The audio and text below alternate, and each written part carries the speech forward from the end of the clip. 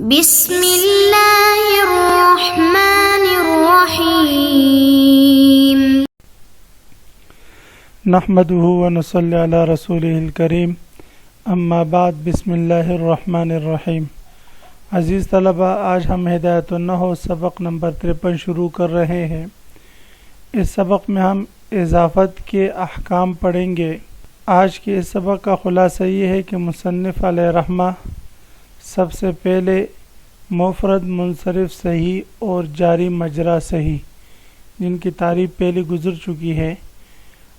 اگر یہ دو کلمے یا متکلم کی طرف مضاف ہو جائے تو یا کی مناسبت سے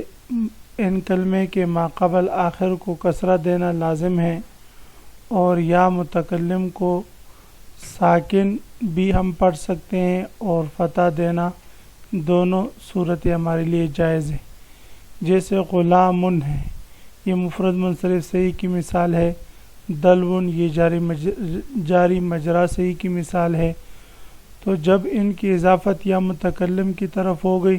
تو اب غلامی اور دلوی پڑھنا بھی جائز ہے، اور غلامیہ اور دلویہ پڑھنا بھی جائز ہے۔ اس کے بعد پھر مصنف علیہ رحمہ اس کلمے کے بارے میں بتائیں گے جس کے آخر میں الف ہو، چاہے وہ الف تثنیہ ہو یا کوئی اور الف ہو، یعنی الف مقصورہ ہو۔ اگر اس کلمے کی اضافت یا متکلم کی طرف ہو جائے تو اس الف کو برقرار رکھا جائے گا اور یا متکلم مفتوح پڑھی جائے گی، جیسے عصا سے عصایا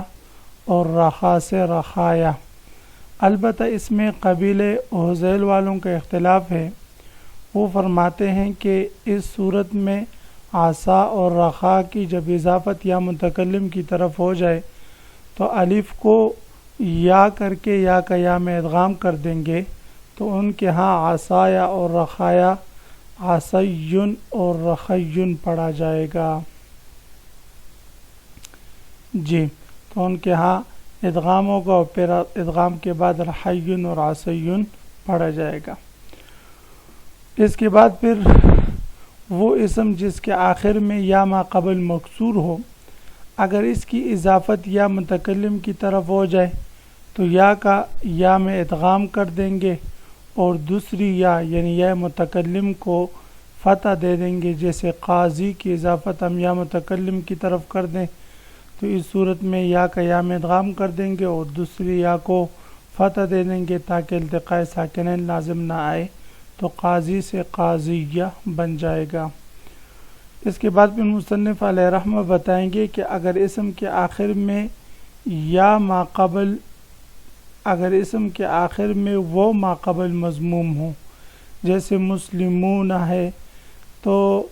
اس کلمے کی اضافت اگر یا متکلم کی طرف ہو جائے تو اس صورت میں وہ کو یا سے تبدیل کر کے یا کا یا میں ادغام کر دیں گے، جیسے قاضیہ میں ہم نے کیا تھا۔ اور یہاں پر ایک تھوڑی سی تبدیلی اور بھی ہوگی کہ وہ کے ماقبل جو ضمہ تھا اس کو کسرہ سے تبدیل کر دیں گے، جیسے مسلمون سے مسلمیہ ہو جائے گا۔ عزیز طلبہ، اب ہم آتے ہیں کتاب کی طرف۔ سب سے پہلا ہم عبارت پڑھتے ہیں: وَعْلَمْ أَنَّكَ إِذَا أَضَفْتَ الْإِسْمَ الصَّحِيحَ أَوِ الْجَارِيَ مَجْرَى الصَّحِيحَ إِلَى يَاءِ الْمُتَكَلِّمِ كَسَرْتَ آخِرَهُ وَأَسْكَنْتَ الْيَاءَ أَوْ فَتَحْتَهَا كَغُلَامِ وَدَلْوِ وَظَبْيِ۔ وَعْلَمْ، جان لیجئے، أَنَّكَ إِذَا أَضَفْتَ الْإِسْمَ الصَّحِيحَ، بے شک جب آپ اسم صحیح کی اضافت کریں، أَوِ الْجَارِيَ مَجْرَى الصَّحِيحَ،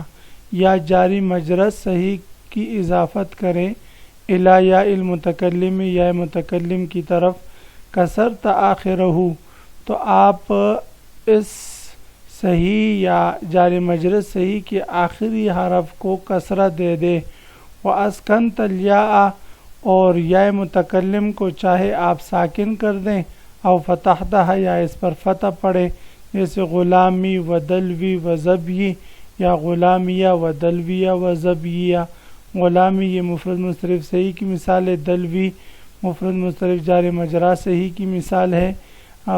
جب واوی ہو، اور زبی مفرد منصرف جار مجرا صحیح کی مثالیں جب یائی ہو۔ وَإِن كَانَ آخر الاسم الفاً، اب یہ دوسری صورت ہے، اگر کسی ایسے کلمے کی اضافت آپ یا متکلم کی طرف کرتے ہیں، کان آخر الاسم الفاً، جس کا آخری کلمہ آخری حرف الف تثبت ہو تو اس الف کو برقرار رکھا جائے گا، کعصایا و رحایا، خلافا للحذیل، اس میں قبیل حذیل والوں کا اختلاف ہے کہ وہ کہتے ہیں الف کو برقرار نہیں رکھا جائے گا بلکہ الف کو یا کر کے یا کا یا میں ادغام کر دیں گے، تو ان کے ہاں عصیٌ اور رحیٌ پڑھا جائے گا، عصایا اور رحایا نہیں۔ ہاں قبیل حذیل والوں کے ہاں وہ کلمہ جس کے آخر میں الفی تثنیہ ہوں تو اس کلمے کے بارے میں ان کا مذہب بھی پھر جمہور نحات کا ہے، جس طرح جمہور نحات کہتے ہیں کہ اس الف کو برقرار رکھ کر یا پر فتح پڑھیں گے عصایا اور رحایا میں، تو اگر کسی کلمے کے آخر میں الف تثنیہ ہے تو اس کو بھی برقرار رکھا جائے گا۔ تو قبیل حذیل والے کہتے ہیں الف تثنیہ کو یا سے تبدیل نہیں کریں گے بلکہ الف تثنیہ ان کے ہاں بھی برقرار رکھا جائے گا، جیسے غلاما ہے تو غلامان ہے تو ہم نے اس کی یا کی طرف اضافت کر دی تو غلاما یا ہو جائے گا، تو کہتے ہیں الف کو ہم یا سے تبدیل کر کے یا کا یا میں ادغام نہیں کریں گے جمہور نحات کی طرح۔ وَإِن كَانَ آخر الاسم یا مکسوراً، اگر کوئی کلمہ ایسا ہو کہ جس کے آخر میں یا ہو، یا مکسوراً، ایسی یا جس مکسورا ما قبلہا، جس کا ما قبل مکسور ہو، یا ان یہ موصوف مکسورا ما قبلہا، یہ اس کے لیے صفت ہے، یعنی اگر کسی اسم کے آخر میں یا ہو، ایسی یا جس کا ما قبل مکسور ہو، ادغمت الیاء فی الیاء، تو یا کا یا میں ادغام کیا جائے گا۔ اگر چاہے تو آپ اس کو یوں بھی پڑھ سکتے ادغمت الیاء فی الیاء، تو آپ یا کا یا میں ادغام کر دیں، وفتحت الیاء الثانیۃ، اور دوسری یا کو پھر آپ فتحہ دے دیں، لئلا یلتقی الساکنان، تاکہ دو ساکنین جمع نہ ہو، التقاء ساکنین لازم نہ آئے۔ تقول فی قاضی، مثال کے طور پر آپ قاضی میں کہیں گے قاضیہ،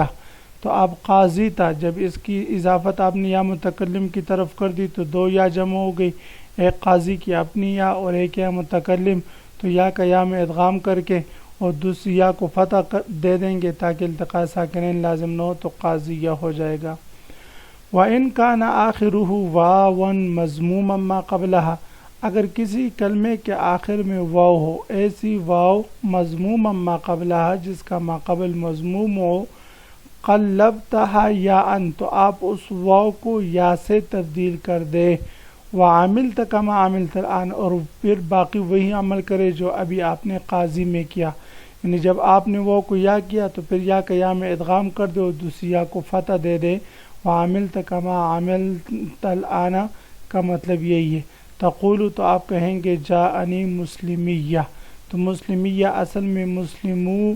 نیتا، نون اضافت کی وجہ سے گر گیا تو مسلمویہ ہوا، پھر وہ کو یا کیا، یا کا یا میں ادغام کر دیا اور پھر یا کا ما قبل جو میم تھا اس کے ضمہ کو یا کی مناسبت سے کسر سے تبدیل کر دیا تو مسلمیہ بن گیا۔ تو عزیز طلبہ، آج کے اس سبق کا خلاصہ یہ ہوا کہ ہم نے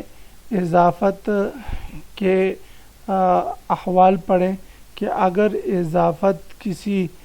مفرد منصرف صحیح یا جاری مجرا صحیح کی یا متکلم کی طرف ہو تو ہم یا متکلم کو ساکن بھی پڑھ سکتے ہیں اور فتح بھی دے سکتے ہیں، البتہ اس کی مناسبت سے ما قبل کو ہم کسرہ دیں گے۔ پھر اسی طرح اگر کسی ایسے کلمے کی اضافت یا متکلم کی طرف ہو جس کے آخر میں الف ہو تو اس الف کو جمہور نحات کے ہاں برقرار رکھا جائے گا اور یا کو مفتوح پڑھیں گے۔ قبیل حذیل والوں کے اس میں اختلاف ہے، وہ کہتے ہیں الف کو یا کر کے یا کا یا میں ادغام کر دیں گے۔ اور اگر کسی ایسے کلمے کی اضافت ہو کہ جس کے آخر میں یا ما قبل مکسور ہو تو اس یا کا یا میں ادغام کر کے اور دوسری یا کو فتح دے دیں گے۔ اور اگر کسی ایسے کلمے کی اضافت ہو جس کے آخر میں واو ما قبل مضموم ہو تو اس واو کو یا سے تبدیل کر کے یا کا یا میں ادغام کر دیں گے اور ماقبل ضم کو کسر سے تبدیل کر دیں گے، جیسے جاءنی مسلمیہ۔ تو عزیز طلبہ، کل میں انشاءاللہ آپ حضرات سے مسلمیہ اور عصایہ کی تعلیل سنوں گا۔ آپ حضرات نے ان دونوں کلموں کی تعلیل سنانی ہے۔ وآخر دعوانا ان الحمد للہ رب العالمین۔